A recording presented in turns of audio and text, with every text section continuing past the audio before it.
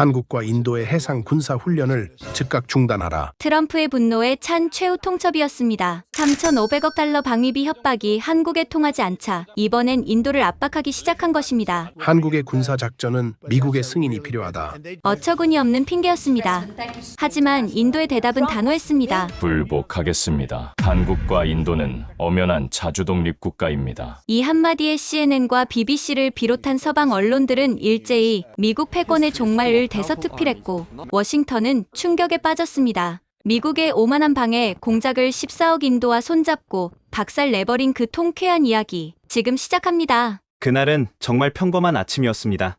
아내가 만들어준 김치찌개 냄새가 집안 가득 퍼지고 초등학교 4학년인 딸아이는 아침부터 만화 주제가를 흥얼거리며 가방을 챙기고 있었죠. 저는 커피를 한 모금 마시며 오늘 처리해야 할 서류 목록을 머릿속으로 정리하고 있었습니다. 그때 휴대폰이 울렸습니다. 새벽 5시. 이 시간에 걸려오는 전화는 절대 좋은 소식이 아니죠. 화면에 뜬 이름은 본사 작전통제실장이었습니다. 태윤 차장님, 지금 당장 울산항으로 나오실 수 있습니까? 목소리가 떨리고 있었어요. 15년간 현장을 누빈 베테랑이 이렇게 당황하는 걸 처음 봤습니다. 무슨 일입니까? 사고라도 난 겁니까? 미국 해군 구축함이 2시간 후에 입항합니다. 긴급 수리 요청이 들어왔는데 이게 좀 심각해 보입니다. 본사에서 태윤 차장님을 지명했습니다. 미국 해군 구축함. 갑자기? 계획에도 없던 일이었어요. 저는 커피를 단숨에 들이켜고 재킷을 집어 들었습니다. 지금 출발합니다. 차를 몰고 고속도로에 진입하면서도 머릿속은 복잡했습니다. 왜 갑자기? 미국에는 버지니아주 뉴포트 뉴스에 세계 최대 조선소가 있는데 샌디에이고에도 거대한 해군 정비창이 있고요. 굳이 태평양을 건너 한국까지 올 이유가 없었죠. 울산항에 도착했을 때는 아직 해가 완전히 뜨지 않은 시간이었습니다. 안개가 자욱했어요. 부두에는 이미 우리 기술팀이 대기하고 있었고 멀리서 미군 관계자로 보이는 사람들의 실루엣이 보였습니다.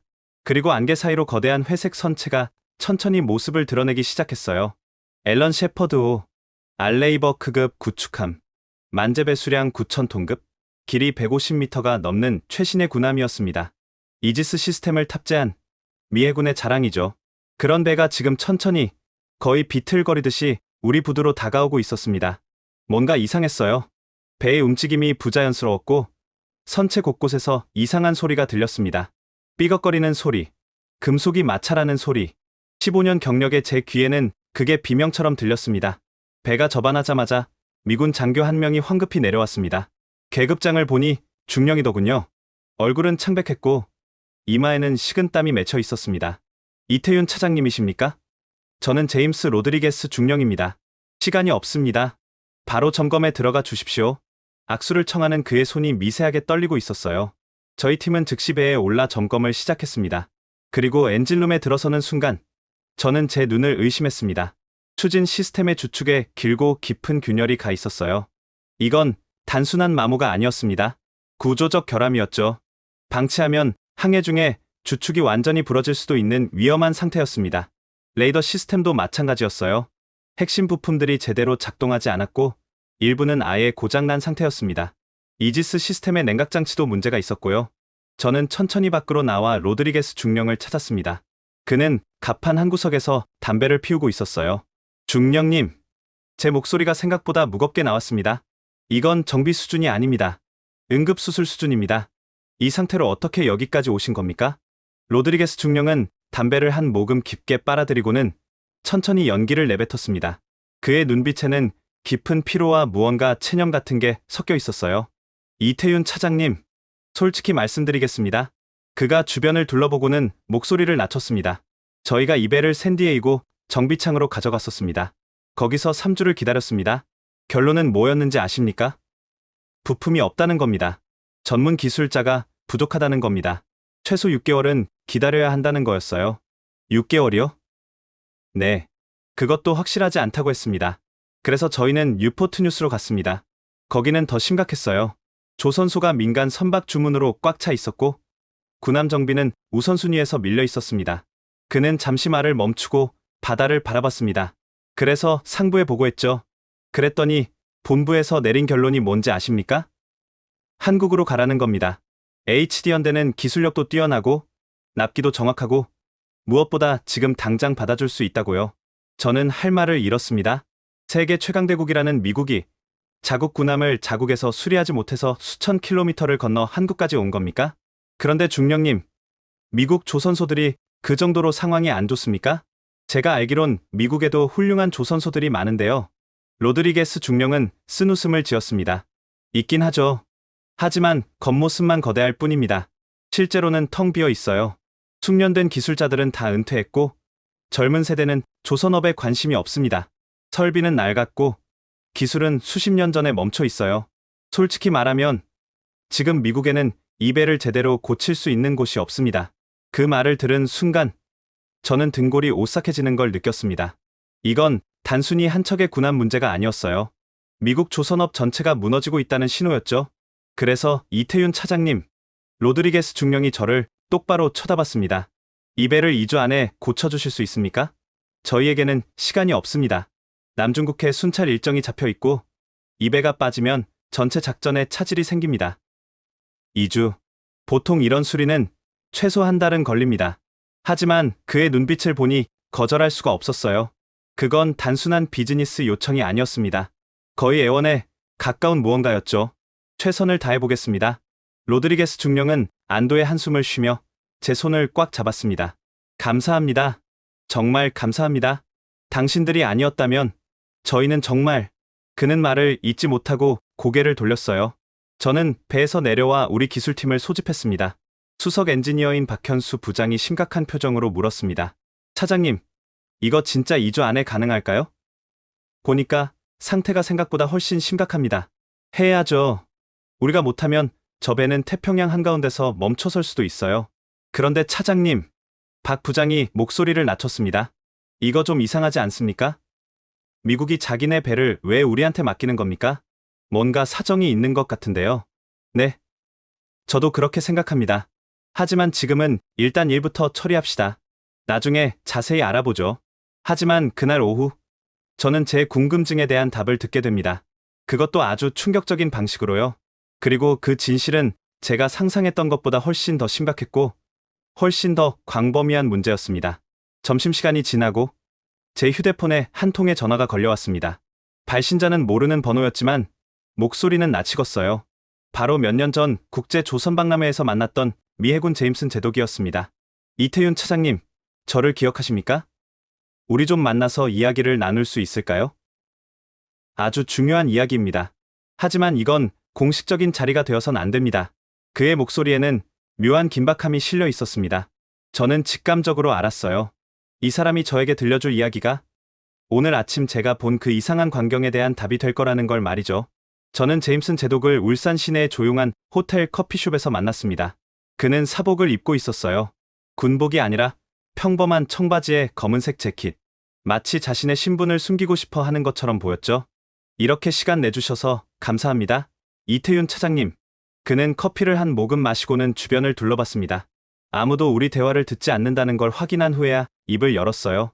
제가 드릴 말씀은 완전히 비공식적인 겁니다. 이 대화는 어디에도 기록되지 않을 거고 저는 이런 이야기를 한 적이 없습니다. 이해하시겠습니까? 네, 제독님. 좋습니다. 그럼 솔직하게 말씀드리겠습니다. 제임슨 제독은 깊은 한숨을 쉬었습니다. 그의 얼굴에는 깊은 피로와 좌절감이 서려 있었어요. 오늘 아침에 앨런 셰퍼드호를 보셨죠? 그 배의 상태가 어땠습니까? 솔직히 말씀드리면 충격적이었습니다. 최신의 군함이 저렇게까지 방치될 수 있다는 게 믿기지 않았어요. 방치가 아닙니다. 차장님, 우리가 고치고 싶어도 고칠 수가 없었던 겁니다. 제독은 가방에서 두꺼운 서류철을 꺼냈습니다. 표지에는 극비라는 빨간 도장이 찍혀 있었어요. 이건 제가 지난 1년간 작성한 보고서입니다. 미 해군 함대의 정비 능력에 관한 실태 조사죠. 결론부터 말씀드리면 우리는 끝났습니다. 미국 조선업은 완전히 붕괴했어요. 완전히 붕괴라니. 그게 무슨 말씀이십니까? 제독은 서류를 펼쳤습니다. 거기에는 수십 년간의 통계와 그래프들이 빼곡히 적혀 있었어요. 1960년대를 보십시오. 그때 미국은 전 세계 조선량의 50%를 차지했습니다. 우리는 세계 최고였어요. 항공모함, 핵잠수함, 구축함, 모든 것을 만들 수 있었죠. 민간 선박은 물론이고요. 그의 손가락이 그래프를 따라 내려갔습니다. 하지만 1980년대에 일본에게 추월당했습니다. 그때만 해도 우리는 대수롭지 않게 생각했어요. 일본은 동맹국이니까 뭐 상관없다고 생각했죠. 그런데 문제는 거기서 멈추지 않았습니다. 2000년대 들어서는 한국과 중국이 무섭게 치고 올라왔습니다. 특히 한국은 놀라웠어요. 대형 컨테이너선, LNG 운반선, 초대형 유조선. 우리가 만들던 모든 것을 한국이 더 빠르고, 더 싸고, 더 정확하게 만들기 시작했습니다. 제독의 목소리에는 패배감이 묻어났어요. 그리고 지금 2025년 미국에 남은 조선소는 단 7개뿐입니다. 그나마도 제대로 가동되는 곳은 서너 곳에 불과해요. 민간 선박은 아예 만들지도 않습니다. 경쟁이 안 되니까요. 군함만 겨우겨우 만들고 있는데 그마저도 일정은 계속 지연되고 비용은 천문학적으로 올라갑니다. 저는 그래프를 들여다봤습니다. 정말 충격적이었어요. 미국의 조선 능력이 추락하는 그래프는 거의 수직으로 떨어지고 있었죠. 왜 이렇게 된 겁니까? 미국 정도의 나라가 어떻게 조선업을 이렇게까지 잃어버릴 수 있습니까? 제독은 쓴웃음을 지었습니다. 이유는 복합적입니다. 첫째, 숙련공 문제입니다. 1980년대부터 미국 젊은이들은 조선업에 관심이 없었어요. 힘들고, 더럽고, 위험한 일이니까요. 그래서 숙련공들이 은퇴하면서 기술 전수가 끊겼습니다. 지금 미국 조선소에서 일하는 기술자들의 평균 연령이 55세입니다. 10년 후면 이 사람들도 다 은퇴해요. 둘째, 설비 문제입니다. 미국 조선소들의 설비는 대부분 40년에서 50년 전 것들입니다. 낡았어요. 현대화 투자가 전혀 이루어지지 않았죠. 한국이나 중국의 최신 설비와는 비교가 안 됩니다. 셋째, 기술력 문제입니다. 민간 선박 시장에서 완전히 밀려나면서 우리는 최신 조선 기술을 습득할 기회를 잃었습니다. 한국과 중국은 매년 수십 척의 배를 만들면서 기술을 발전시키는데 우리는 그냥 멈춰 있었어요. 저는 고개를 끄덕였습니다. 이제 이해가 됐어요. 왜 앨런 셰퍼드호가 한국까지 온 건지 말이죠. 그래서 군함 정비조차 제대로 못하는 상황이 된 겁니까? 정확합니다. 지금 미 해군은 심각한 문제에 직면해 있어요. 보유한 함정은 많은데 제대로 정비할 수 있는 곳이 없습니다. 앨런 셰퍼드호만의 문제가 아니에요. 지금 대기 중인 군함이 20여 척이 넘습니다. 다들 정비 순서를 기다리고 있죠. 어떤 배는 1년 넘게 기다리고 있어요. 제임슨 제독은 커피잔을 내려놓고 제 눈을 똑바로 바라봤습니다. 이태윤 차장님, 솔직히 말씀드리겠습니다. 지금 미국은 당신들이 필요합니다. 한국의 기술이, 한국의 조선소가 절실합니다. 앨런 셰퍼드호는 시작일 뿐이에요. 앞으로 더 많은 배들이 한국으로 올 겁니다. 저는 복잡한 감정이 밀려왔습니다. 한편으로는 우리 기술력을 인정받는 것 같아 뿌듯했어요. 하지만 동시에 이상한 느낌도 들었죠. 제독님, 그런데 워싱턴에서는 이 상황을 알고 있습니까? 제독의 얼굴이 굳어졌습니다. 알고는 있습니다. 하지만 인정하지 않으려고 해요. 특히 트럼프 진영은 절대로 이 사실을 공개적으로 인정하지 않을 겁니다. 미국 우선주의를 외치는 사람들이 미국이 다른 나라에 의존하고 있다는 걸 어떻게 인정하겠습니까? 그럼 이 문제를 해결할 계획은 있습니까? 제독은 고개를 저었습니다.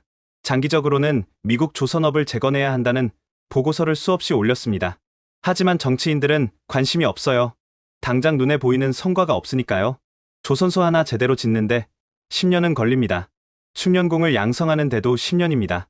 어느 정치인이 20년 뒤를 내다보고 투자하겠습니까? 그 말을 듣는 순간 저는 문득 2008년이 떠올랐습니다.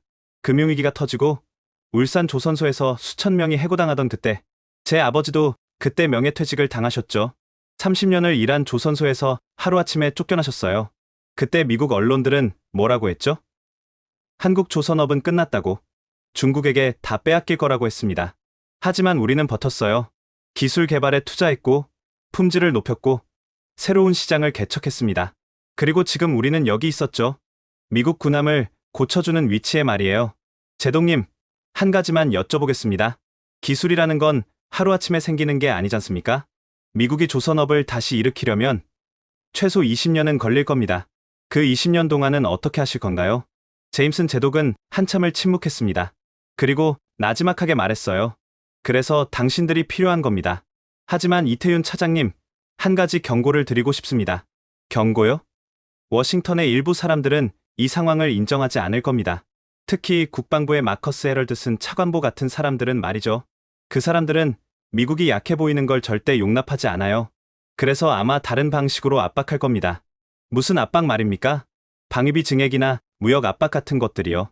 도움은 받으면서도 동시에 한국을 길들이려고 할 겁니다. 그게 그들의 방식이에요. 저는 불안한 예감이 들었습니다. 하지만 그때는 그게 얼마나 빨리, 얼마나 노골적으로 현실이 될지 몰랐어요. 제임슨 제독과 헤어지고 회사로 돌아오는 길, 저는 차 안에서 라디오를 켰습니다. 그리고 뉴스 속보가 흘러나왔죠. 트럼프 전 대통령이 한국에 3,500억 달러의 방위비 증액을 요구했습니다. 이는 현재 방위비의 3배가 넘는 금액으로 한국 정부는 즉각 반발했습니다. 저는 핸들을 꽉 쥐었습니다. 제임슨 제독의 경고가 벌써 현실이 되고 있었어요. 그리고 이건 시작에 불과했습니다. 앞으로 우리가 마주할 폭풍은 제가 상상했던 것보다 훨씬 더 거세고 무자비할 테니까요. 회사에 도착했을 때 사무실은 난리가 나 있었습니다. 모든 직원들이 TV 앞에 모여 있었고 화면에서는 트럼프가 특유의 몸짓을 섞어가며 연설하고 있었어요. 한국은 부유한 나라입니다. 아주 부자예요. 그런데 우리한테 공짜로 보호받고 있습니다. 이건 불공평해요. 매우 불공평합니다. 한국은 우리에게 더 많이 내야 합니다. 3,500억 달러. 그 정도는 낼 수 있잖아요. 직원들 사이에서 분노 섞인 웅성거림이 터져 나왔습니다. 저 사람 미쳤나? 3,500억이면 우리나라 국방 예산의 몇 배야? 공짜로 보호? 우리가 매년 얼마를 내는데? 저는 조용히 제 사무실로 들어가 창문을 열었습니다. 멀리 울산항이 보였어요. 거기에는 앨런 셰퍼드호가 떠 있었죠. 미국 군함. 미국이 스스로 고치지 못해서 우리에게 맡긴 바로 그대. 아이러니했습니다. 저기 저 부두에서는 우리 기술자들이 땀 흘리며 미국 군함을 고치고 있는데 워싱턴에서는 트럼프가 우리를 협박하고 있었으니까요. 그때 제 휴대폰이 울렸습니다. 본사 강민철 CEO였어요. 태윤 차장, 지금 당장 본사로 올라올 수 있나? 무슨 일입니까? 미국 국방부에서 사람이 왔네. 마커스 헤럴드슨 차관보라는 사람이야. 앨런 셰퍼드 건 때문에 온 것 같은데. 분위기가 심상치 않아. 자네가 현장 책임자니까 같이 들어와야겠네.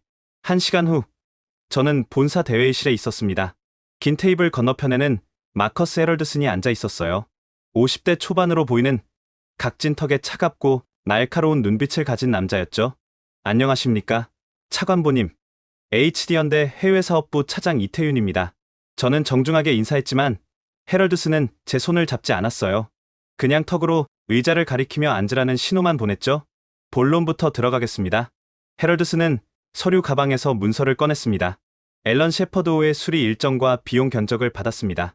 2주 안에 완료? 비용은 300만 달러. 맞습니까? 네, 그렇습니다. 좋습니다. 우리는 당신들의 기술력을 신뢰합니다. 그래서 이렇게 먼 곳까지 온 거니까요. 그는 잠시 말을 멈추고 제 눈을 똑바로 쳐다봤어요. 하지만 한 가지 짚고 넘어가야 할 것이 있습니다.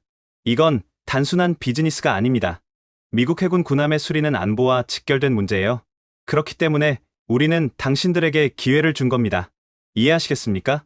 기회를 줬다고요? 저는 귀를 의심했습니다. 자기들이 스스로 못 고쳐서 온 주제에 마치 우리에게 은혜라도 베푼 것처럼 말하고 있었어요. 강민철 CEO가 제 옆에서 차분하게 말했습니다. 차관보님, 우리는 최선을 다해 귀국의 군함을 수리할 것입니다. 그것이 동맹국으로서의 의무라고 생각합니다. 동맹국. 네. 바로 그 말을 하고 싶었습니다. 헤럴드슨은 비웃는 듯한 표정을 지었어요. 한국은 우리의 동맹국입니다. 70년 넘게 우리가 한국을 지켜왔죠. 우리 병사들이 한국 땅에서 피를 흘렸습니다. 그런데 지금 한국 정부는 뭐라고 합니까? 강위비 증액을 거부한다고요? 이게 동맹국이 할 짓입니까? 아, 이제 본색을 드러내는군요. 저는 속으로 생각했습니다. 군함 수리건은 핑계고 진짜 목적은 방위비 압박이었던 거죠. 차관보님, 제가 조심스럽게 입을 열었습니다. 방위비 문제는 정부 간 협상 사항이고 저희 회사가 관여할 수 있는 영역이 아닙니다. 저희는 다만 계약에 따라 최선을 다할 뿐입니다. 물론이죠. 당신들은 그냥 일이나 하면 됩니다. 헤럴드슨은 냉소적으로 웃었어요. 하지만 기억하십시오. 우리가 언제든지 계약을 재검토할 수 있다는 것을요. 만약 한국 정부가 계속 비협조적으로 나온다면 우리도 우리 입장을 재고려해야 할 겁니다. 군사 동맹도 경제 협력도 말이죠. 그 순간 저는 화가 치밀어 올랐습니다. 이 사람은 지금 노골적으로 협박하고 있었어요. 도움은 받으면서 동시에 우리를 위협하고 있었죠. 차관보님, 제 목소리가 차갑게 변했습니다. 그럼 여쭤보겠습니다. 만약 저희가 앨런 셰퍼드 수리를 거부하면 어떻게 하실 건가요? 미국으로 다시 가져가실 건가요? 그럼 어느 조선소에서 고치실 건데요? 헤럴드슨의 얼굴이 굳어졌습니다. 제가 급소를 찌른 거죠. 뭐라고요? 지금 감히 저는 사실을 말씀드리는 겁니다. 차관보님께서는 우리에게 기회를 줬다고 하셨지만 제가 보기에는 정반대입니다. 지금 미국이 우리의 도움이 필요한 겁니다. 그렇지 않다면 왜 태평양을 건너 여기까지 오셨겠습니까? 강민철 CEO가 제 팔을 잡았어요. 진정하라는 신호였죠. 하지만 저는 멈출 수 없었습니다. 협박으로는 아무것도 얻을 수 없습니다. 차관보님, 진짜 동맹이라면 서로를 존중해야 합니다. 한쪽이 일방적으로 요구하고 위협하는 건 동맹이 아니라 굴종입니다. 회의실이 얼어붙었습니다. 헤럴드슨은 얼굴이 새빨개져서는 벌떡 일어났어요. 좋습니다. 아주 좋아요. 당신들의 입장을 분명히 알았습니다. 워싱턴에 보고하겠습니다. 그리고 기억하십시오. 이 결정이 어떤 결과를 낳을지 말이에요. 그는 서류를 집어들고 회의실을 박차고 나갔습니다. 수행원들이 황급히 뒤따라갔죠. 문이 닫히고 강민철 CEO가 깊은 한숨을 쉬었습니다. 태윤 차장, 자네 방금 엄청난 일을 저질렀네. 미국 국방부 차관보를 정면으로 반박했어. 죄송합니다, 회장님. 하지만 저 사람의 태도는 정말... 아니야. CEO가 제 어깨를 두드렸습니다. 자네 말이 맞아. 저런 협박에 굴복하면 끝이 없어. 하지만 태윤 차장, 이제 우리는 새로운 전략이 필요해. 미국만 바라보고 있을 수는 없어. 무슨 말씀이신지요? 강민철 CEO는 창밖을 바라보며 말했습니다. 사실 지난 몇 달간 조용히 추진하던 프로젝트가 하나 있네. 인도와의 협력이야. 그리고 마침 좋은 소식이 있어. 그는 책상 위에 서류를 집어들었어요. 인도 코친 조선소와 대규모 기술 협력 MOU를 체결했네. 인도 정부도 전폭적으로 지원하기로 했어. 인도는 지금 해양 강국이 되려는 꿈을 가지고 있고 우리의 기술이 필요해. 그리고 우리에게는 인도라는 거대한 시장이 필요하고 저는 놀라서 서류를 받아들었습니다. 정말 놀라운 내용이었어요. 인도의 대규모 조선소 건설, 기술 이전, 공동 생산. 규모가 어마어마했죠. 이제 우리는 선택지가 생긴 거야. 태윤 차장, 미국이 협박하면 우리는 인도로 가면 돼. 그리고 인도는 우리를 협박하지 않아. 그들은 파트너를 원하니까. 그 순간 저는 새로운 가능성을 보았습니다. 미국 중심의 질서가 아닌 우리가 선택할 수 있는 다른 길. 그리고 그 길의 끝에는 인도라는 거대한 동반자가 기다리고 있었어요. 하지만 그때는 몰랐습니다. 이 결정이 얼마나 역사적인 순간이 될지, 그리고 우리가 곧 목격하게 될 변화가 얼마나 극적일지 말이에요. 이틀 후, 저는 본사 화상회의실에 앉아 있었습니다. 화면 너머에는 인도 코친 조선소의 전략기획실장 라제시 쿠마르가 보였어요. 30대 후반으로 보이는 날카로운 눈빛과 자신감 넘치는 표정의 남자였죠. 안녕하십니까? 이태윤 차장님. 만나서 반갑습니다. 라제시의 영어는 유창했고 발음도 정확했어요. 나중에 알았지만 그는 MIT에서 조선공학 박사 학위를 받은 수재였습니다. 반갑습니다. 라제시 실장님. 귀사와의 협력에 대해 이야기를 나눌 수 있어서 영광입니다. 영광은 저희 쪽입니다. 차장님. HD현대는 세계 최고의 조선소입니다. 저희가 꿈꾸는 미래를 실현하기 위해서는 당신들의 기술이 꼭 필요합니다. 라제시는 화면을 공유했습니다. 거기에는 방대한 계획이 펼쳐져 있었어요. 이것이 인도 정부의 해양 비전 2047입니다. 간단히 말씀드리면 인도를 2047년까지 세계 3대 조선 강국으로 만들겠다는 계획입니다. 화면에는 인도 해안가 곳곳에 표시된 조선소 위치들이 보였습니다. 현재 인도에는 제대로 된 대형 조선소가 5개뿐입니다. 하지만 2046년까지 30개로 늘릴 계획입니다. 투자 규모는 200억 달러입니다. 200억 달러요? 저는 놀라서 되물었습니다. 그건 천문학적인 금액이었어요. 네. 인도 정부는 이번 프로젝트를 국가 최우선 과제로 지정했습니다. 모디 총리께서 직접 챙기고 계십니다. 인도는 지금 급성장하고 있고 해양력 없이는 강대국이 될 수 없다는 걸 잘 알고 있습니다. 라제시는 또 다른 자료를 보여줬어요. 현재 인도의 조선 시장 점유율은 전 세계의 0.5%에 불과합니다. 하지만 2036년까지 5%로 끌어올릴 계획입니다. 2047년에는 10%가 목표입니다. 그건 정말 야심찬 계획이네요. 야심이 아니라 필수입니다. 차장님, 인도는 13억 인구를 가진 나라입니다. 우리의 무역량은 매년 증가하고 있고 해군력도 강화해야 합니다. 중국을 견제하려면 강력한 해양력이 필요하니까요. 그 말에 저는 고개를 끄덕였습니다. 정확한 분석이었어요. 그래서 한국과 어떤 협력을 원하십니까? 라제시의 눈빛이 더욱 날카로워졌습니다. 세 가지입니다. 첫째, 기술 이전입니다. 대형 선박 건조 기술, 특히 LNG 운반선과 컨테이너선 기술이 필요합니다. 둘째, 인력 양성입니다.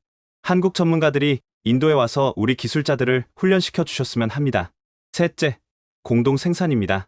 처음에는 한국이 설계하고 인도가 생산하는 방식으로 시작해서 점차 인도가 독자적으로 설계할 수 있게 만들고 싶습니다.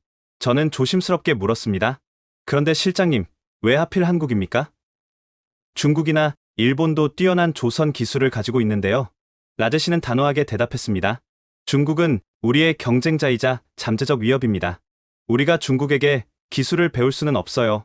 일본은 좋은 선택지이긴 하지만 그들은 기술 이전에 매우 보수적입니다. 하지만 한국은 다릅니다. 어떻게 다릅니까? 한국은 빠른 산업화를 이룬 나라입니다. 여러분도 한때는 개발도상국이었죠. 그래서 우리의 상황을 이해합니다. 그리고 한국은 실용적입니다. 윈윈할 수 있는 구조를 만들 줄 알아요. 가장 중요한 건 한국은 우리를 위협으로 보지 않는다는 겁니다. 저는 라제시의 말에 깊이 공감했습니다. 그는 명확한 비전을 가지고 있었고 그 비전을 실현할 전략도 치밀하게 짜놓고 있었어요. 그런데 실장님, 솔직히 여쭤보겠습니다. 미국은 이 협력을 어떻게 볼까요? 인도도 미국의 중요한 파트너 아닙니까? 라제시는 잠시 침묵했습니다. 그리고 조심스럽게 말했어요. 차장님, 솔직하게 말씀드리겠습니다. 미국은 이미 우리에게 압력을 넣기 시작했습니다. 한국과의 협력을 재고하라고요. 특히 군함 건조 기술 협력은 미국의 허가가 필요하다고 주장합니다. 그럼 어떻게 하실 겁니까? 우리는 굴복하지 않을 겁니다. 라제시의 목소리에는 강한 의지가 담겨 있었어요. 인도는 더 이상 누군가의 부속품이 아닙니다. 우리는 독자적인 길을 갈 겁니다. 미국과는 협력하되 종속되지 않습니다. 중국과는 경쟁하되 적대하지 않습니다. 그리고 한국과는 진정한 파트너가 되고 싶습니다. 저는 감동받았습니다. 이 사람은 진심이었어요. 단순히 사업적 이익을 넘어서 자국의 미래를 진지하게 고민하는 사람이었죠. 좋습니다. 라제시 실장님, 우리 함께 해봅시다. 라제시는 활짝 웃었습니다. 감사합니다. 태윤 차장님, 그런데 한 가지 부탁이 있습니다. 말씀하십시오. 가능하면 태윤 차장님께서 직접 인도에 와주셨으면 합니다. 현장을 보시면 우리의 진정성을 확인하실 수 있을 겁니다. 그리고 솔직히 이런 대규모 프로젝트는 서로 얼굴을 보고 신뢰를 쌓아야 성공할 수 있습니다. 저는 강민철 CEO를 쳐다봤습니다. CEO는 고개를 끄덕였어요. 좋습니다. 일정을 조율해서 방문하겠습니다. 회의가 끝나고 CEO가 제게 말했습니다. 태윤 차장, 이번 프로젝트는 우리 회사의 미래가 걸린 일이네. 미국이 계속 저렇게 나온다면 인도가 우리의 새로운 시장이 될 수 있어.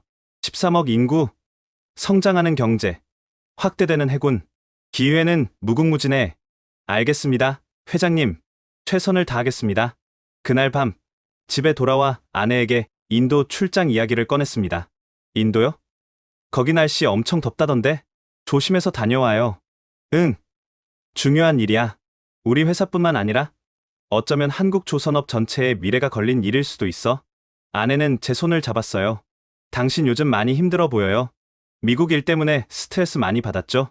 그렇긴 한데 이제 새로운 길이 보여. 미국만 바라볼 필요가 없다는 걸 깨달았어. 세상은 넓고 우리와 함께할 파트너들은 많아. 그리고 2주일 후 저는 인도 코친으로 향하는 비행기에 올랐습니다. 그곳에서 제가 보게 될 광경은 제 모든 기대를 뛰어넘는 것이었습니다. 인도는 정말로 준비되어 있었고 그들의 열정은 상상 이상이었어요. 그리고 그곳에서 라제시와 저는 단순한 사업 파트너를 넘어 진정한 동지가 되어갔습니다. 코친 국제공항에 내렸을 때 인도의 열기가 온몸을 감쌌습니다. 습하고 뜨거운 공기, 그리고 수많은 사람들의 소음, 모든 것이 낯설었지만 동시에 에너지로 가득 차 있었어요. 라제시가 직접 공항에 나와 저를 맞아줬습니다. 태윤, 환영합니다. 드디어 인도에 오셨군요. 우리는 포옹했습니다. 화상으로만 보던 사람을 실제로 만나니 묘한 감정이 들었어요. 라제시, 만나서 반갑습니다. 직접 오시다니 감사합니다. 당연하죠. 당신은 우리의 귀한 손님이에요. 자, 서두릅시다. 보여드릴 게 많아요. 차를 타고 코친 조선소로 향하는 길, 창밖으로 인도의 풍경이 펼쳐졌습니다. 오래된 건물들과 최신식 빌딩이 공존하고 수많은 사람들이 길거리를 메우고 있었어요. 인도는 지금 변화하고 있습니다. 라제시가 창밖을 가리키며 말했습니다. 보이시죠? 저기 짓고 있는 고층 빌딩들.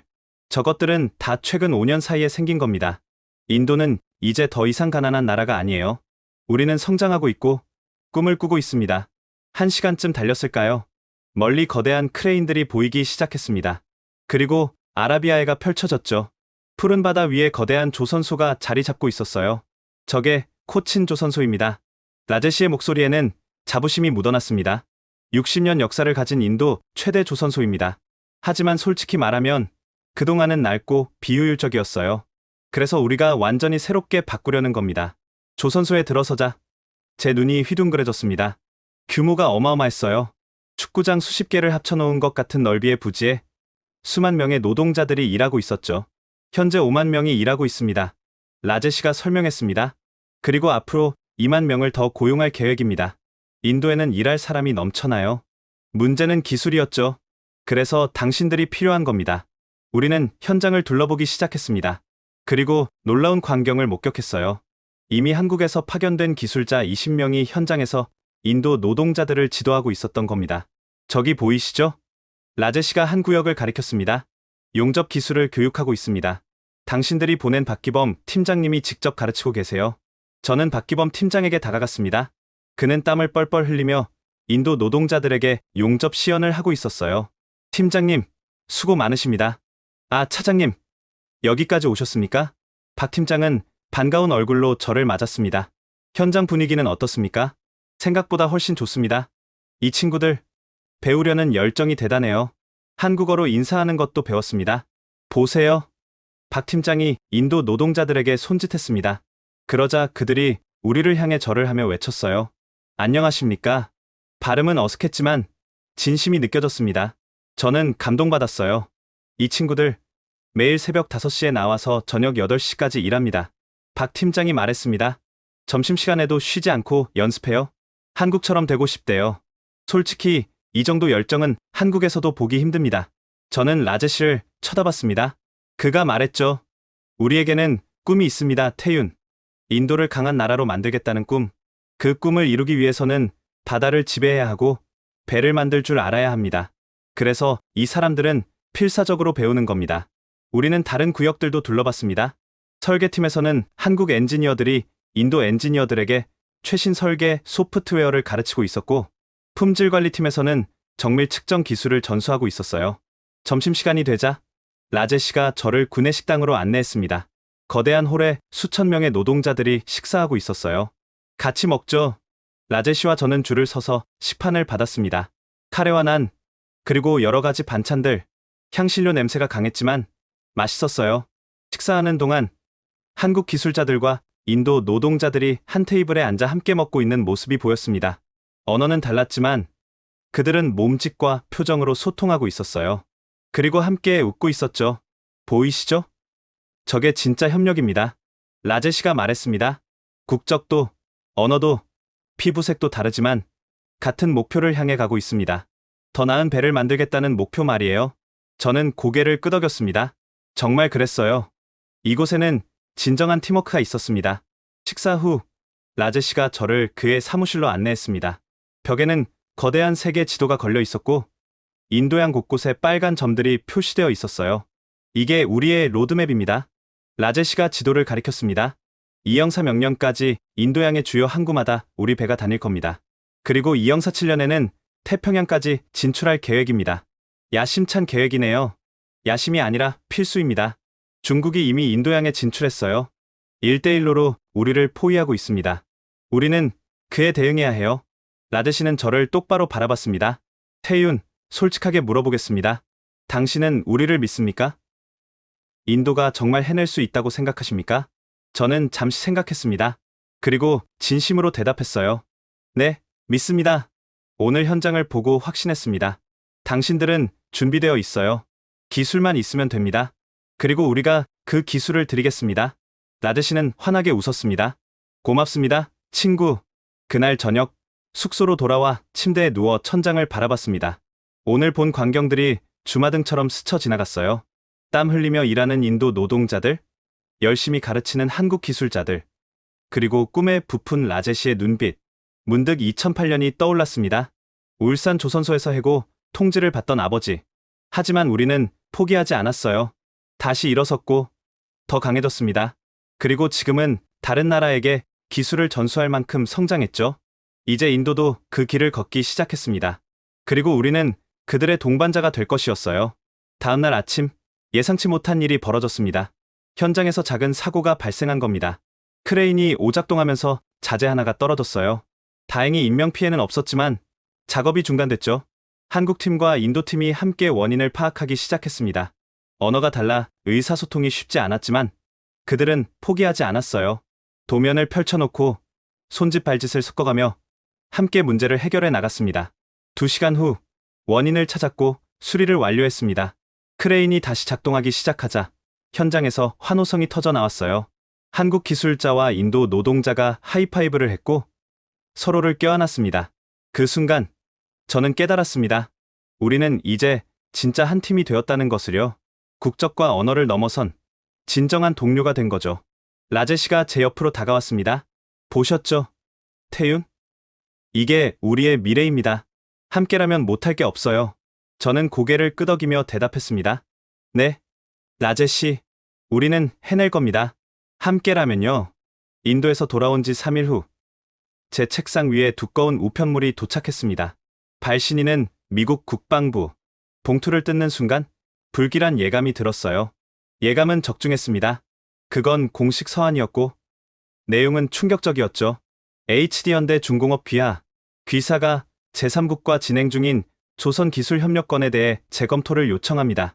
해당 기술 중 일부는 미국과의 군사협력 과정에서 습득한 것으로 판단되며 제3국 이전 시 미국의 사전 승인이 필요합니다.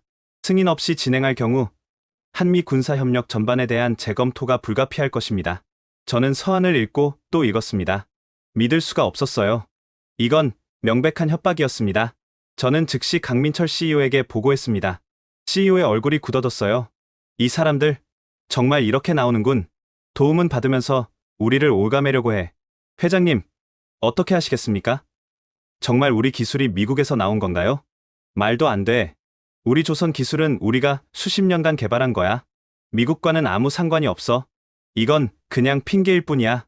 그날 오후 더 나쁜 소식이 들려왔습니다. 미국이 인도 정부에도 압력을 넣기 시작했다는 거였어요.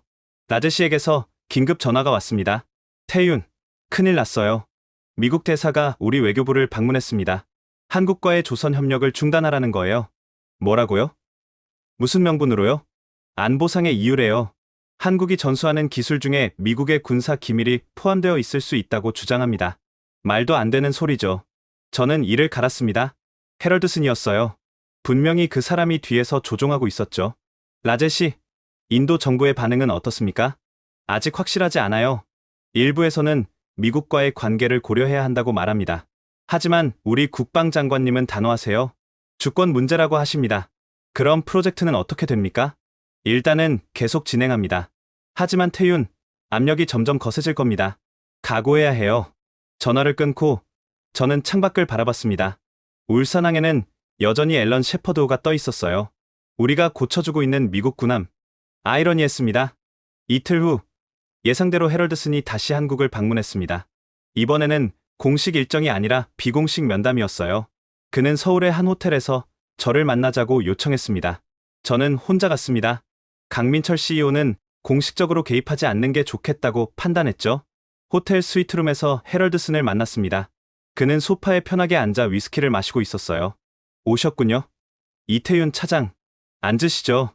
저는 그의 맞은편에 앉았습니다. 그는 위스키 잔을 들어 건배를 청했지만 저는 거절했어요. 본론부터 들어가시죠. 차관보님, 무슨 용건이십니까? 바로 들어가시는군요. 좋아요. 그럼 솔직하게 말하겠습니다. 헤럴드슨은 위스키를 한 모금 마시고는 말했습니다.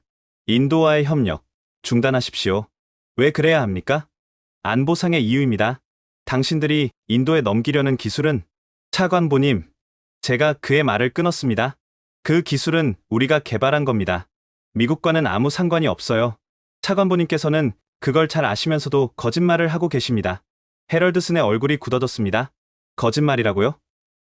조심하십시오. 이 차장. 당신이 누구와 이야기하고 있는지 알고 있습니까? 네. 잘 알고 있습니다. 미국의 오만함을 대표하는 분이시죠. 헤럴드슨이 소파에서 벌떡 일어났습니다. 이봐요, 이 차장. 당신은 지금 엄청난 실수를 하고 있어요. 우리가 앨런 셰퍼드 수리를 누구한테 맡겼는지 잊었습니까? 우리가 언제든지 계약을 취소할 수 있다는 거 알고 있어요? 그러시죠. 제가 차분하게 대답했습니다. 계약을 취소하십시오. 그럼 그 배는 어디서 고치실 건가요? 샌디에이고로 가지고 가실 건가요? 그럼 6개월은 기다리셔야 할 텐데요. 그 사이에 남중국해 작전은 어떻게 하실 건가요? 헤럴드슨의 얼굴이 붉어졌습니다. 제가 그의 급소를 정확히 찌른 거죠. 당신, 지금 미국을 협박하는 겁니까? 아닙니다. 현실을 말씀드리는 겁니다. 차관보님께서 협박을 하시니까 저도 사실을 말씀드리는 거예요. 저는 자리에서 일어났습니다. 차관보님, 저희는 인도와의 협력을 중단하지 않을 겁니다. 그건 정당한 사업이고 어느 나라의 간섭도 받을 이유가 없습니다. 그리고 앨런 셰퍼드 수리도 계속하겠습니다. 우리는 약속을 지키는 사람들이니까요. 하지만 계약을 취소하고 싶으시다면 그건 차관보님의 선택입니다. 이 오만한 건 누구입니까? 차관보님. 도움은 받으면서 동시에 협박하는 쪽이 오만한 거 아닙니까? 저는 그 말을 끝으로 방을 나왔습니다. 뒤에서 헤럴드슨이 뭐라고 소리쳤지만 듣지 않았어요. 엘리베이터를 타고 내려오면서 제 손이 떨리는 걸 느꼈습니다. 방금 제가 한 일이 얼마나 큰 파장을 일으킬지 알고 있었어요. 하지만 후회는 없었습니다. 누군가는 해야 할 일이었으니까요. 회사로 돌아와 강민철 CEO에게 보고했습니다. CEO는 한참을 침묵하더니 말했어요. 태윤 차장, 자네 정말 배짱 좋네. 미국 국방부 차관보를 정면으로 맞섰어. 죄송합니다, 회장님. 제가 너무 나갔나요? 아니야. CEO가 제 어깨를 두드렸습니다. 자네가 옳았어. 이제 우리는 선택을 해야 해. 계속 굴복하면서 살 것인가? 아니면 당당하게 우리 길을 갈 것인가? 회장님께서는 어떻게 하시겠습니까? 강민철 CEO는 창밖의 조선소를 바라보며 말했습니다. 우리는 절대 굴복하지 않는다. 인도와 함께 간다. 미국이 떠나면 떠나는 거야. 우리에게는 이제 다른 선택지가 있으니까. 그날 저녁 라제시에게 전화했습니다. 라제시, 우리는 계속합니다. 어떤 압력이 와도 멈추지 않을 겁니다. 라제시의 목소리에서 안도감이 느껴졌어요. 고맙습니다, 태윤. 인도도 마찬가지입니다. 우리 국방장관님께서 오늘 성명을 발표하셨어요. 인도는 주권 국가로서 독자적 판단을 내릴 것이며 어떤 외부 압력도 받지 않을 것이라고요. 좋습니다. 그럼 우리 계획대로 진행하죠. 네, 태윤. 그리고 한 가지 더 좋은 소식이 있습니다. 무엇입니까? 다음 달에 한국과 인도의 첫 양자 해군 훈련이 예정되어 있습니다. 인도양에서 말이에요. 이건 역사상 처음 있는 일입니다. 그리고 저희는 당신을 초청하고 싶습니다. 함께 역사적 순간을 목격하시죠. 저는 가슴이 뛰는 걸 느꼈습니다. 한인 해군 훈련. 그건 단순한 군사 훈련이 아니었어요. 새로운 해양 질서의 시작을 알리는 신호탄이었죠. 물론입니다. 꼭 참석하겠습니다. 전화를 끊고 저는 다시 창밖을 바라봤습니다. 앨런 셰퍼드호의 수리가 거의 끝나가고 있었어요. 며칠 후면 저 배는 다시 바다로 나갈 겁니다. 그리고 우리도 새로운 항로로 나아가고 있었습니다. 미국의 그늘에서 벗어나 우리만의 길을 개척하는 항로로 말이죠. 하지만 아직 끝이 아니었습니다. 헤럴드슨은 포기하지 않을 사람이었어요. 그리고 정말로 그는 마지막 카드를 꺼내들 준비를 하고 있었습니다. 사흘 후 미국 국방부가 공식 성명을 발표했습니다. 앨런 셰퍼드호의 수리 계약을 재검토 중이며 향후 한국 조선소와의 군함 정비 협력 전반에 대해 재평가할 것이다. 언론은 들끓었고 정치권은 혼란에 빠졌습니다. 하지만 우리는 흔들리지 않았어요. 오히려 더 단단해졌죠. 왜냐하면 우리는 알고 있었으니까요. 이건 헤럴드슨의 허세일 뿐이라는 것을, 미국은 우리 없이는 함대를 유지할 수 없다는 것을, 그리고 결국 진실은 드러날 것이라는 것을 말이에요. 다음 달 저는 인도양 공해상에 떠있는 한국 해군 구축함 갑판에 서 있었습니다. 수평선 너머로 인도 해군의 호위함이 보였어요. 푸른 바다, 맑은 하늘, 그리고 두 나라의 군함이 나란히 항해하는 광경. 라제시가 제 옆에 서 있었습니다. 우리는 인도 국방부의 특별 초청으로 이 역사적 순간을 함께 목격하고 있었죠. 태윤, 저걸 보세요. 라제시가 손가락으로 가리켰습니다. 한국 군함과 인도 군함이 완벽한 대형을 이루며 기동 훈련을 하고 있었어요. 아름답지 않습니까? 70년 동안 한 번도 함께한 적 없던 두 나라가 이제 한 팀이 되어 바다를 누비고 있습니다. 저는 고개를 끄덕였습니다. 정말 아름다운 광경이었어요. 하지만 그 이상의 의미가 있었죠. 한국 해군 제독이 우리에게 다가왔습니다. 어떻습니까? 민간인 눈에는 어떻게 보이십니까? 놀랍습니다. 제독님, 처음 함께하는 훈련이라고는 믿기지 않을 정도로 완벽합니다. 그렇죠? 사실 우리도 놀랐습니다. 인도 해군의 수준이 예상보다 훨씬 높았거든요. 그들은 진지하고 전문적이며 배우려는 의지가 강합니다. 제독은 인도 함정을 바라보며 말을 이었습니다. 이번 훈련은 단순한 군사 협력이 아닙니다. 이건 새로운 해양 질서의 시작이에요. 미국 중심의 태평양 질서에서 벗어나 우리 스스로 인도 태평양을 지키겠다는 의지의 표현입니다. 라제시가 감격한 표정으로 말했습니다. 제독님, 인도는 이 순간을 오래 기다려왔습니다. 우리는 영국의 식민지였고 독립 후에도 항상 강대국의 눈치를 봐야 했습니다. 하지만 이제는 다릅니다. 우리는 우리의 바다를 우리 손으로 지킬 겁니다. 그리고 한국이 함께하겠습니다. 제독이 라제시의 어깨를 두드렸습니다. 훈련이 계속되는 동안 저는 갑판 한쪽에서 바다를 바라봤습니다. 문득 제임슨 제독이 했던 말이 떠올랐어요. 기술은 하루아침에 생기지 않는다고요. 맞는 말이었습니다. 한국도 수십 년이 걸렸죠. 전쟁의 폐허에서 시작해서 여기까지 오는데 70년이 걸렸어요. 그리고 이제 우리는 그 기술과 경험을 인도와 나누고 있었습니다. 훈련이 끝날 무렵 예상치 못한 일이 벌어졌습니다. 한국 함정의 레이더가 미확인 선박을 포착한 겁니다. 중국 해군의 정찰함이었어요. 긴장감이 감돌았습니다. 중국 함정은 훈련 해역 경계선에서 멈춰서서 우리를 관찰하고 있었죠. 한국 제독이 인도 함정에 무전을 보냈습니다. 인도 해군, 상황을 인지하고 있습니까? 인지했습니다. 대형을 유지하겠습니다.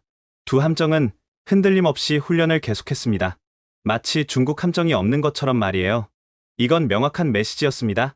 우리는 위협받지 않는다는 거죠. 1시간 후 중국 함정은 조용히 물러났습니다. 라제시가 제게 말했습니다. 보셨죠? 태윤? 이게 힘입니다.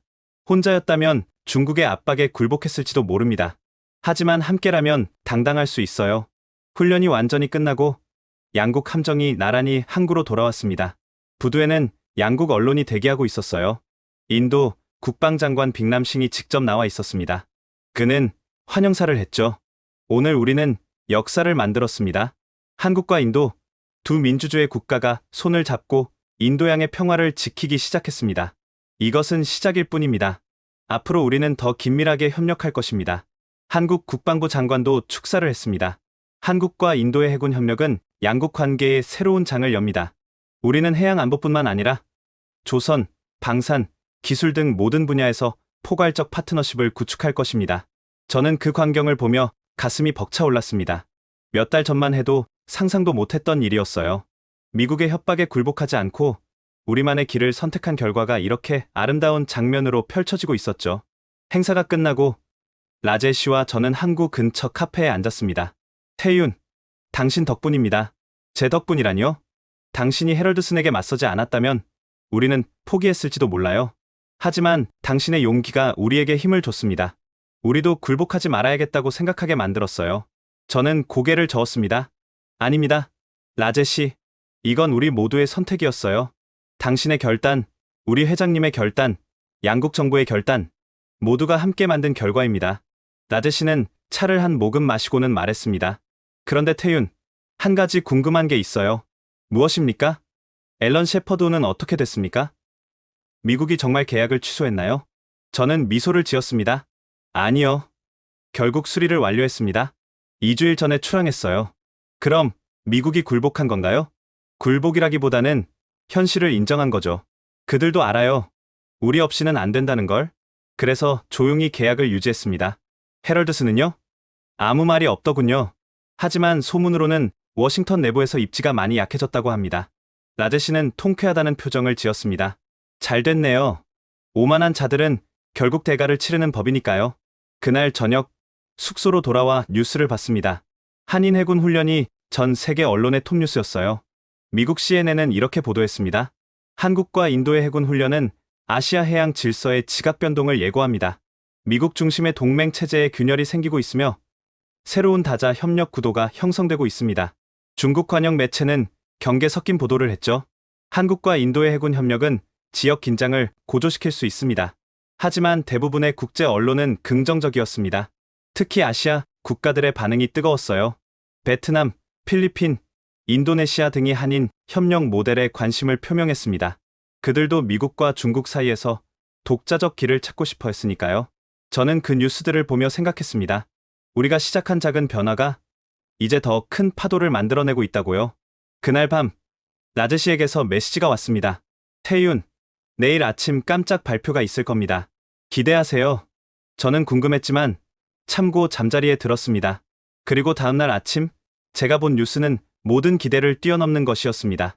다음날 아침, 제 휴대폰이 미친 듯이 울렸습니다. 본사, 언론사, 심지어 외교부에서도 전화가 왔어요. 모두 같은 뉴스 때문이었습니다. 워싱턴 포스트가 특종 기사를 냈던 겁니다. 제목은 이랬어요. 미 해군 제독, 내부 보고서 유출, 미국 조선업 붕괴, 동맹국 의존 불가피. 기사를 읽는 순간 저는 누가 유출했는지 알 수 있었습니다. 제임슨 제독이었어요. 기사에는 제가 울산에서 그와 나눴던 대화의 핵심이 거의 그대로 담겨 있었습니다. 미국 조선소의 현황, 숙련공 부족 문제, 낙후된 설비, 그리고 군함조차 제대로 정비하지 못하는 현실. 가장 충격적인 부분은 제독의 직접 인용문이었습니다. 미국은 현재 자국 함대를 독자적으로 유지할 능력을 상실했다. 한국, 일본 등 동맹국의 도움 없이는 해군력을 유지할 수 없다. 이것은 국가 안보에 심각한 위협이다. 미국 언론은 발칵 뒤집혔습니다. 보수 진영은 제독을 배신자라고 비난했고 진보 진영은 현실 직시를 요구했죠. 그날 오후 미 의회는 긴급 청문회를 소집했습니다. 주제는 미국 조선업의 현황과 국가 안보. 증인으로는 제임슨 제독과 마커스 헤럴드슨이 출석했어요. 저는 회사 회의실에서 동료들과 함께 생중계를 지켜봤습니다. 청문회장은 긴장감으로 가득 차 있었어요. 제임슨 제독이 먼저 증언석에 섰습니다. 제독, 당신이 기밀 문서를 언론에 유출한 것이 사실입니까? 보수파 의원이 날카롭게 물었습니다. 네, 저입니다. 제독은 담담하게 대답했어요. 하지만 그것은 기밀이 아닙니다. 국민이 알아야 할 진실입니다. 진실이라고요? 당신은 미국을 약하게 만들었습니다. 적들에게 우리의 약점을 알렸어요. 의원님, 제독의 목소리가 단호해졌습니다. 적들은 이미 알고 있습니다. 모르는 건 미국 국민뿐이었어요. 저는 그저 진실을 알렸을 뿐입니다. 그래서 뭘 어쩌자는 겁니까? 한국의 굽신거리라는 겁니까? 굽신거리는 게 아닙니다. 존중하는 겁니다. 제독이 청문회장을 둘러봤어요. 여러분, 한국은 우리의 동맹입니다. 70년간 함께해온 파트너입니다. 그들이 지금 우리를 돕고 있어요. 우리가 스스로 하지 못하는 일을 대신해주고 있습니다. 그런데 우리는 어떻게 하고 있습니까? 강의비를 더 내라고 협박하고 제3국과의 협력을 방해하고 있습니다. 이게 동맹을 대하는 태도입니까? 청문회장이 술렁였습니다. 제독, 하지만 한국이 인도와 협력하는 건 우리 안보에 도움이 됩니다. 제독이 말을 끊었어요. 인도는 중국을 견제할 수 있는 유일한 나라입니다. 한국과 인도가 협력해서 강해지면 그게 바로 우리 안보에 도움이 되는 겁니다. 왜 우리는 모든 걸 통제하려고만 합니까? 동맹국들이 스스로 강해지는 걸 왜 두려워합니까? 진보파 의원 한 명이 손을 들었습니다. 제독, 그럼 미국은 어떻게 해야 합니까? 간단합니다. 두 가지를 해야 합니다. 제독이 두 손가락을 들었어요. 첫째, 조선업 재건입니다. 지금 당장 시작해야 합니다. 10년, 20년이 걸리더라도 반드시 해야 합니다. 둘째, 동맹국을 존중하는 겁니다. 협박이 아니라 협력으로, 굴종이 아니라 파트너십으로 대해야 합니다. 다음은 헤럴드슨의 차례였습니다. 그는 자신감 넘치는 표정으로 증언석에 섰어요. 의원님들, 제임슨 제독의 말은 과장되었습니다. 미국은 여전히 강합니다. 우리는? 차관보님, 한 의원이 끼어들었습니다. 앨런 셰퍼드호가 한국에서 수리받은 것은 사실입니까? 헤럴드슨의 얼굴이 굳어졌습니다. 그건 효율성을 위한 결정이었습니다. 효율성이요? 아니면 우리가 할 수 없어서 아니었습니까? 우리가 할 수 없다는 건 과장입니다. 단지 시간이 얼마나 걸립니까? 3개월에서 6개월 정도? 그래서 한국은 2주일 만에 끝냈다고 들었는데요. 헤럴드슨은 대답하지 못했습니다. 또 다른 의원이 물었습니다. 차관보님, 한국에 3,500억 달러 방위비 증액을 요구한 것도 사실입니까? 그건 공정한 비용 분담을 공정하다고요? 우리가 한국의 도움을 받고 있는 상황에서요. 청문회장은 점점 헤럴드슨에게 불리해져 갔습니다. 의원들은 하나둘 제독의 편으로 기울고 있었어요. 마지막으로 한 의원이 결정적인 질문을 했습니다. 차관보님, 솔직하게 답해 주십시오. 지금 미국은 한국 없이 함대를 유지할 수 있습니까? 헤럴드슨은 한참을 침묵했습니다. 그리고 작은 목소리로 대답했어요. 단기적으로는 어렵습니다. 그 순간 청문회장이 웅성거렸습니다. 헤럴드슨이 마침내 진실을 인정한 겁니다. 청문회가 끝난 후 미국 여론은 급격히 변하기 시작했습니다. 보수 진영에서도 실용주의자들이 목소리를 내기 시작했어요. 동맹을 협박해서는 안 된다. 그들도 자존심이 있다. 미국 조선업 재건에 투자해야 한다. 이대로는 안 된다. 진보 진영은 더 강하게 나왔죠. 트럼프의 방위비 폭탄은 실패했다. 오히려 한국을 인도와 가깝게 만들었다. 가장 놀라운 건 월스트리트의 반응이었습니다. 경제 전문가들이 한인, 조선 협력을 긍정적으로 평가하기 시작한 거예요. 한국과 인도의 조선 동맹은 새로운 성장 동력이다. 미국 기업들도 이 흐름에 동참해야 한다. 저는 뉴스를 보며 생각했습니다. 변화가 시작되고 있다고요. 미국 내부에서도 균열이 생기고 있었어요. 그날 저녁 제임슨 제독에게서 전화가 왔습니다. 이태윤 차장, 봤습니까? 청문회. 네, 제독님. 대단하셨습니다. 대단한 건 당신입니다, 태윤. 당신이 헤럴드슨에게 맞서지 않았다면 저도 용기를 내지 못했을 겁니다. 제독님, 앞으로 어떻게 되실 겁니까? 제독은 쓴웃음을 지었습니다. 글쎄요.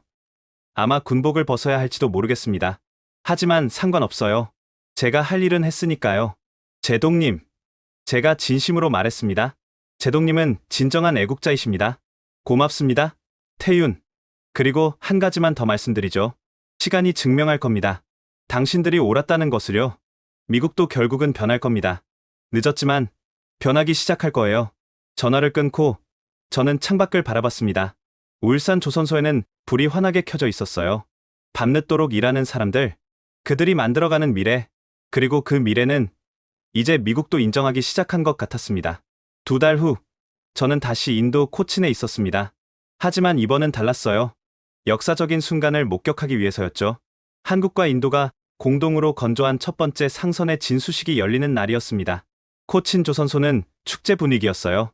수만 명의 노동자들이 하얀 셔츠를 입고 도열해 있었고 인도 전통 음악이 울려 퍼지고 있었습니다.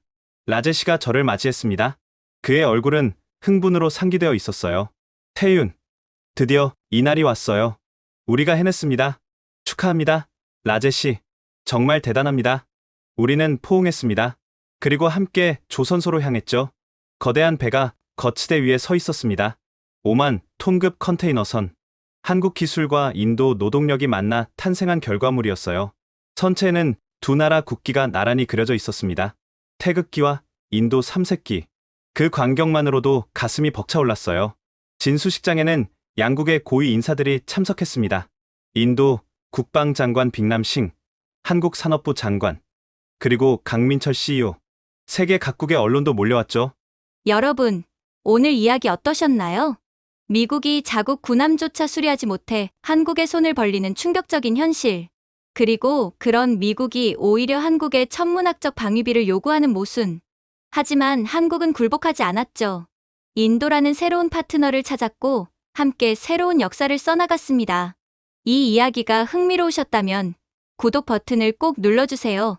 다음에는 더욱 놀라운 국제 정세의 뒷이야기로 찾아뵙겠습니다. 중국의 1대1로에 맞서는 한국의 새로운 전략, 일본과의 숨겨진 기술 전쟁, 그리고 동남아시아를 둘러싼 새로운 경제 블록의 탄생까지 여러분이 알지 못했던 한국의 진짜 힘, 그리고 세계가 한국을 두려워하면서도 필요로 하는 진짜 이유를 계속해서 공개하겠습니다.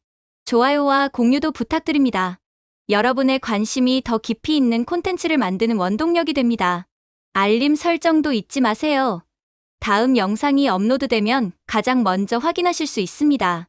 그럼 다음 이야기에서 만나요. 지금까지 코리아 원더풀이었습니다. 감사합니다.